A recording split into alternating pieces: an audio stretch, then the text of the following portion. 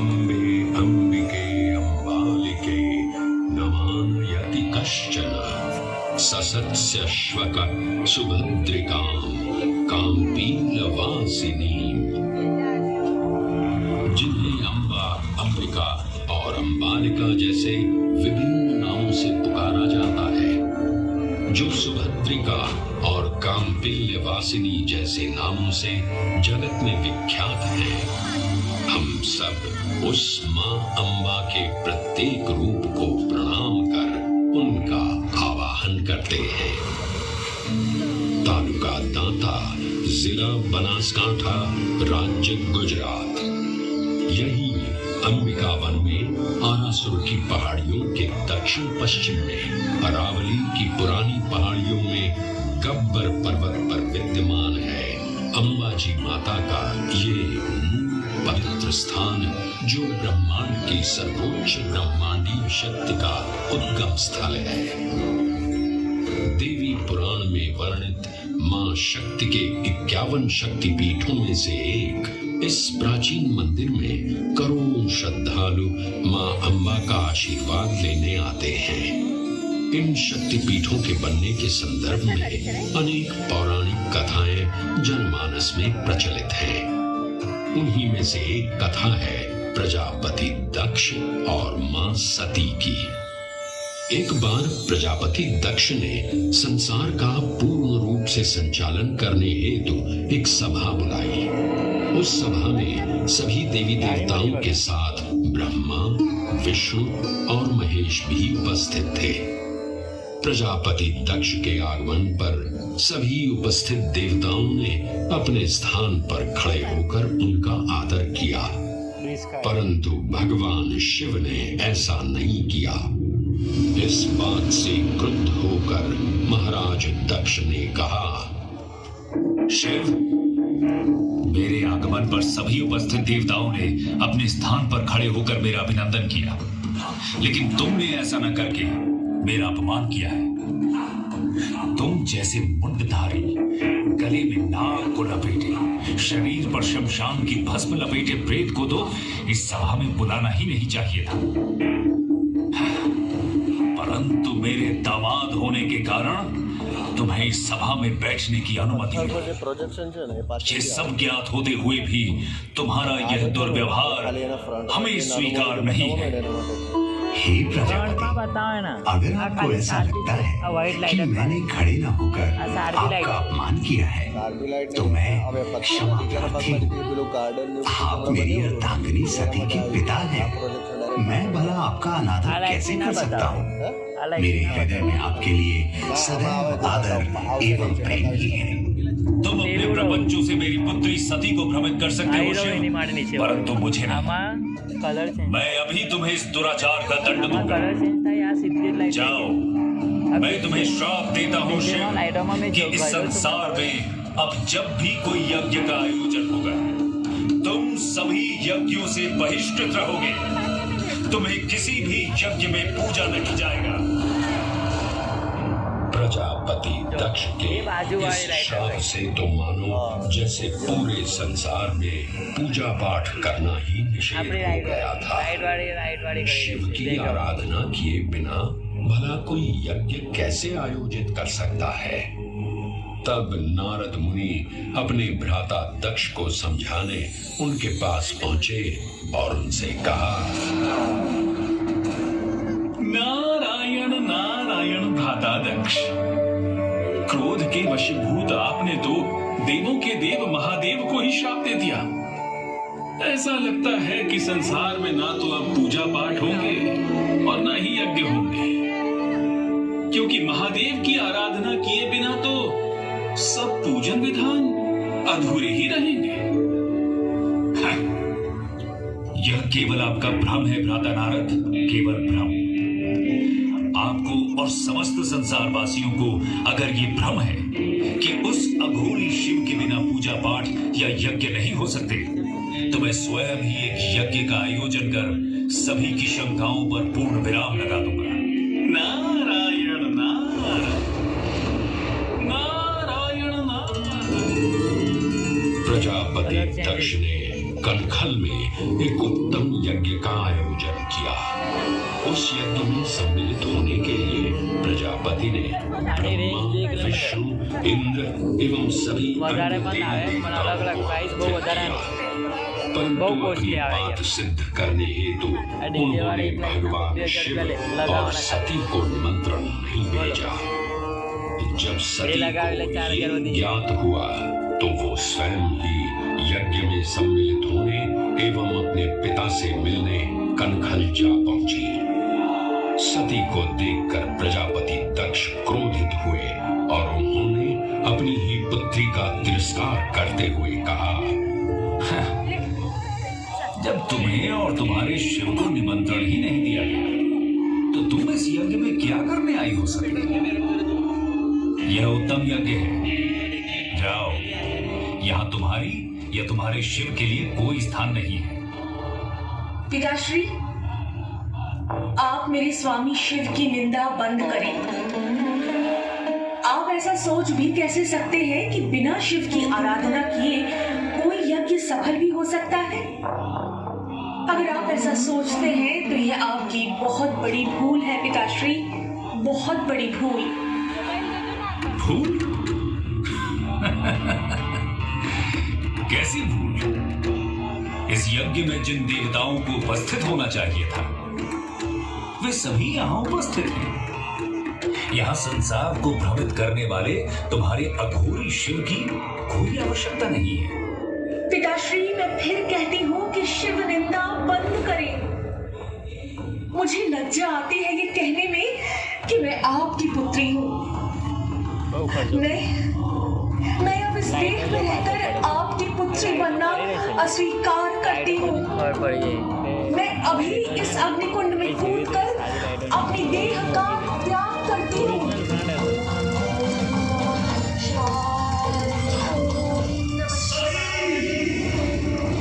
अपमान से पीड़ित सती ने अग्निकुंड में कूदकर प्राणाहुति दे दी।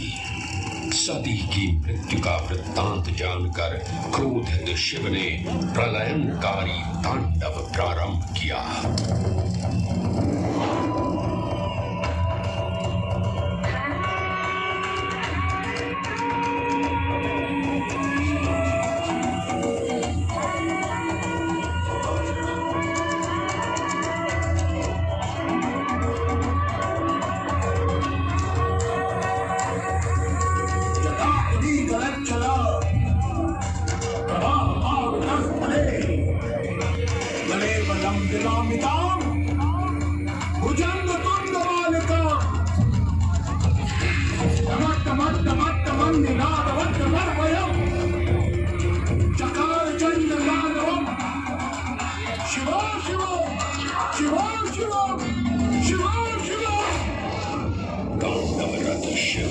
यज्ञ स्थल पर पहुंचे और सती की दिव्य देह को अपने हाथों में उठाकर चारों दिशाओं में विचरण करने लगे।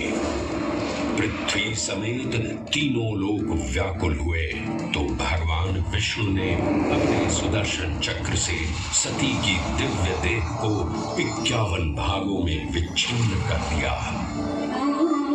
धरती पर जिन 51 स्थानों पर देवी सती के अंग कटकर गिरे वे सभी स्थान शक्तिपीठ बन गए। तंत्र चूड़ामणि में वर्णन मिलता है कि देवी सती का हृदय गब्बर पर्वत पर इसी स्थान पर गिरा था जहां आज ये प्राचीन मंदिर स्थापित है। 999 सीढ़ियां चढ़ने के बाद भक्त गब्बर पर्वत की चोटी पर पहुंचते हैं, जहां मां अम्बा की अखंड ज्योत जो सदियों से प्रज्वलित है, श्रद्धालु उसके दर्शन करते हैं। इस प्राचीन मंदिर में मां अम्बा ज्योत स्वरूप विराजमान है। दिव्य ज्योत के साथ साथ गब्बर पर्वत पर मां अम्बा के पद चिन्ह एवं रथ चिन्ह भी विद्यमान है। पृथ्वी पर स्थापित देवी के 51 शक्तिपीठ ब्रह्मांडीय शक्ति के केंद्र माने जाते हैं। वैसे तो अधिकांश शक्तिपीठ भारत में ही स्थित हैं, परंतु इनमें से कुछ विदेशों में यानी बांग्लादेश, नेपाल, पाकिस्तान, श्रीलंका और तिब्बत में भी स्थित हैं। प्रत्येक श्रद्धालु की ये मनोकामना होती है कि वो इन 51 शक्तिपीठों के दर्शन कर सके, परंतु वर्तमान समय में इन 51 शक्तिपीठों के दर्शन करना हर किसी श्रद्धालु के लिए संभव नहीं है। इस असुविधा के निवारण हेतु या कहें श्रद्धालुओं की 51 शक्तिपीठों के दर्शन की मनोकामना भी इस धाम पर पूर्ण हो जाती है। गब्बर पर्वत की 3 किलोमीटर की परिक्रमा में 51 शक्तिपीठों के मूल मंदिरों की प्रतिकृतियों की प्राण प्रतिष्ठा की गई है। ये सभी मंदिर मूल मंदिर की प्रतिलिपि हैं और इनमें वैसे ही पूजा अर्चना की जाती है जैसे कि मूल मंदिर में होती है। मां आद्य शक्ति के वैसे तो अनेक रूप हैं, लेकिन श्री आरणेश्वरी अंबाजी से जुड़ी एक और कथा जनमानस में प्रचलित है, जिसमें मां के दिव्य महिषासुर मर्दिनी के रूप का उल्लेख है। देवी भागवत पुराण में वर्णित ये कथा है महिषासुर की, जिसका संहार मां शक्ति ने किया था। महिषासुर ने ब्रह्मा जी को प्रसन्न कर उनसे वरदान प्राप्त किया कि उसे कोई भी मनुष्य, पशु या देव नहीं मार सकता। वरदान मिलते ही जब महिषासुर ने तीनों लोक में हाहाकार मचा दिया, वो अत्याचार का जीवंत प्रतिमान बन चुका था।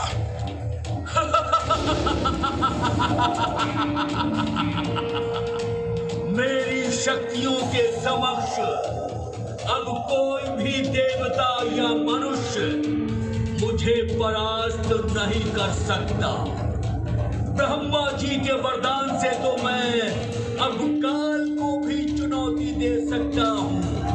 मैं अजय हूँ, मैं अमर हूँ, मैं महिषासुर हूँ, महिषासुर।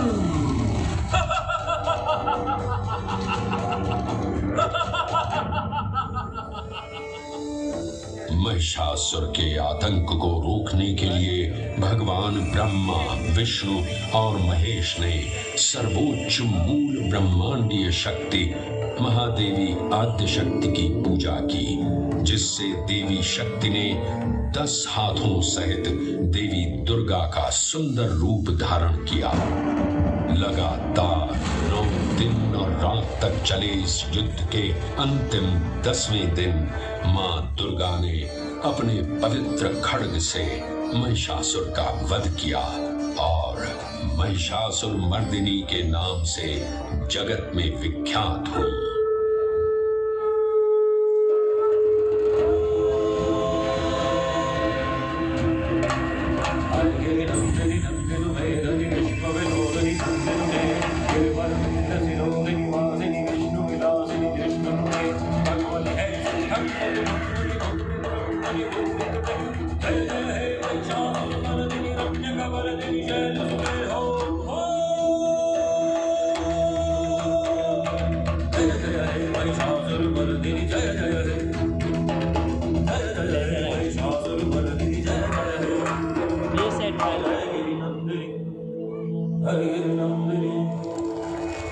महिषासुर मर्दिनी के वात्सल्य रूप को मां अम्बा माना जाता है। गब्बर पर्वत से लगभग 5 किलोमीटर दूर मां अम्बा का नवनिर्मित निज मंदिर भी स्थापित है। वैसे तो ये मंदिर 1200 वर्ष पुराना है, परंतु वर्ष 1975 में इस मंदिर परिसर के पूर्ण जीर्णोद्धार का कार्य आरंभ हुआ।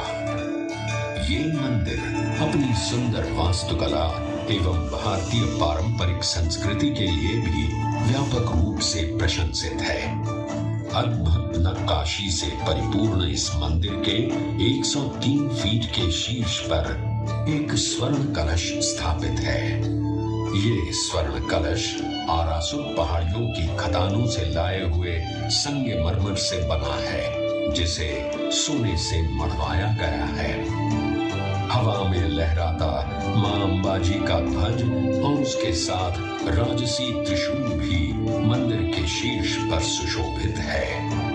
ये भारत का एकमात्र शक्तिपीठ है जहां लगभग 358 स्वर्ण कलश मंदिर की शोभा बढ़ा रहे हैं।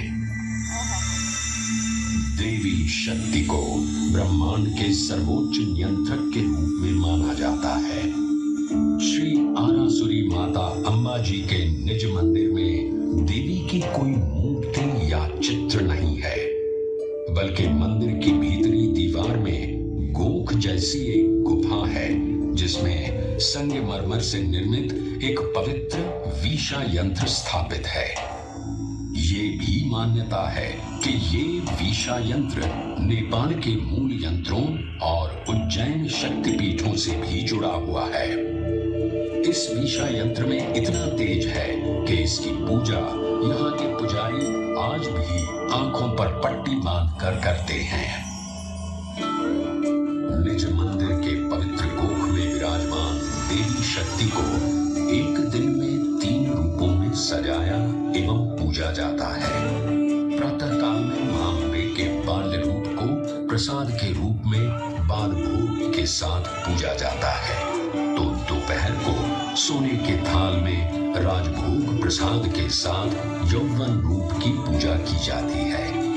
सायंकाल में सायं भोज के साथ प्रौढ़ रूप में उन्हें पूजा जाता है।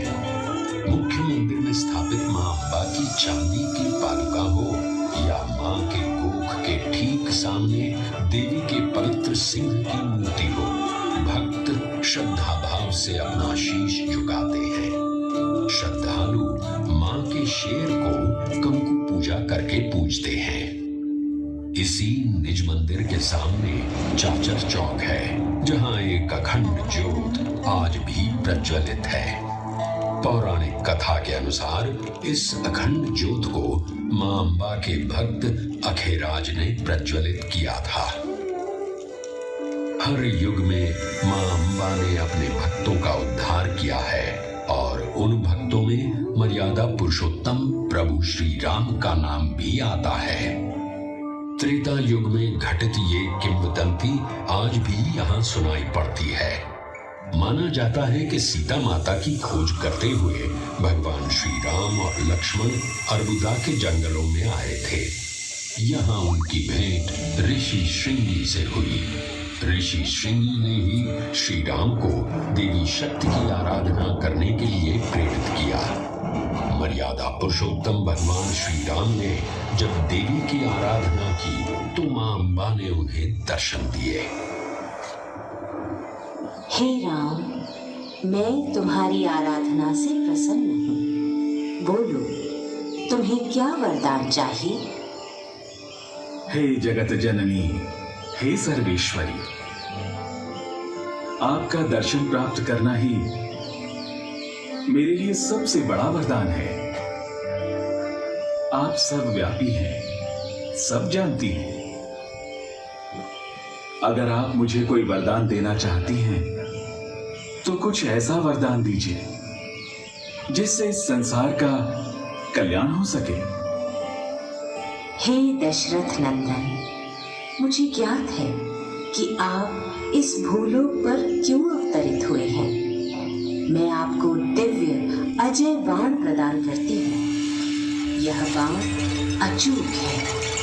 आप इससे जिस भी प्राणी पर प्रहार करेंगे उसकी मृत्यु निश्चित है। मान्यता है कि इसी अजय बाण से श्री राम ने रावण का वध किया था।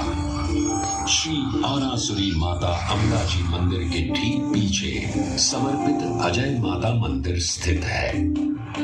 यहाँ से लगभग 8 किलोमीटर की दूरी पर कोटेश्वर महादेव का एक प्राचीन मंदिर विद्यमान है। आज भी ऐसा विश्वास है कि रामायण के रचयिता महर्षि वाल्मीकि का एक आश्रम इसी स्थान पर स्थापित था। ये पावन स्थान वैदिक कुंवारी नदी सरस्वती के उद्गम स्थल के रूप में भी जाना जाता है। आस्थाएं युगों के महासागर लांघती हुई समय की धार पर अनवरत यात्रा करती हैं। अम्बा मां के इस पावन धाम का महात्म्य भी त्रेता को लांघकर द्वापर तक चला आया। मान्यता है कि गब्बर पर्वत पर ही भगवान श्री कृष्ण का मुंडन हुआ था। इसी मान्यता के चलते आज भी श्री आरासुरी माता अंबाजी मंदिर के पीछे स्थित मानसरोवर कुंड में लोग मुंडन संस्कार के लिए आते हैं। महाभारत ग्रंथ में भी इस दिव्य स्थान का वर्णन मिलता है। ऐसा कहा जाता है कि राजकुमारी रुक्मिणी ने भाद्रपद की पूर्णिमा के दिन गब्बर पहाड़ी पर श्री कृष्ण से विवाह करने के लिए मां अंबा की आराधना की थी। मां अंबा ने प्रसन्न होकर उन्हें श्री कृष्ण की अर्धांगिनी होने का आशीर्वाद दिया था। ऐसी मान्यता है कि इस प्रसंग के पश्चात ही इसी दिव्य स्थान पर पहली बार नवरात्रि पर्व गुजराती गरबा शैली में मनाया गया था।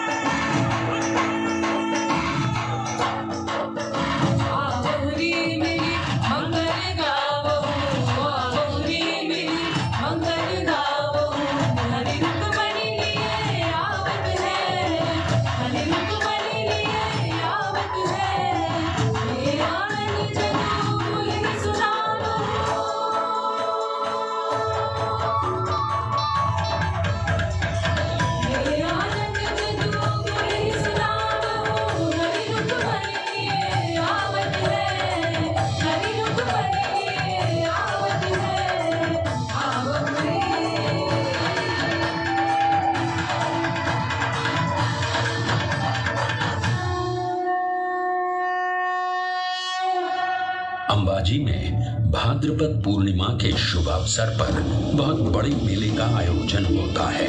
7 दिन तक चलने वाले इस मेले के दौरान देश विदेश से आने वाले श्रद्धालुओं का आंकड़ा 25 से 30 लाख तक पहुंच जाता है।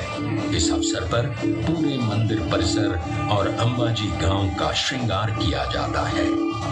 इस मेले के अलावा यहाँ लाखों श्रद्धालु कार्तिक सूद, पौष सूद पूनम, चैत्र नवरात्रि, श्रावण वद अमावस्या, आश्विन सूद नवरात्रि जैसे पावन त्योहारों पर आयोजित मेलों में भी मां अंबा के दर्शन करने आते हैं। गुजरात पवित्र यात्रा धाम विकास बोर्ड, गुजरात सरकार एवं श्री आरासुरी अंबाजी माता देवस्थान ट्रस्ट हर वो सफल प्रयास कर रहा है जिससे इस देवस्थान की गरिमा उत्तरोत्तर बढ़ती जाए।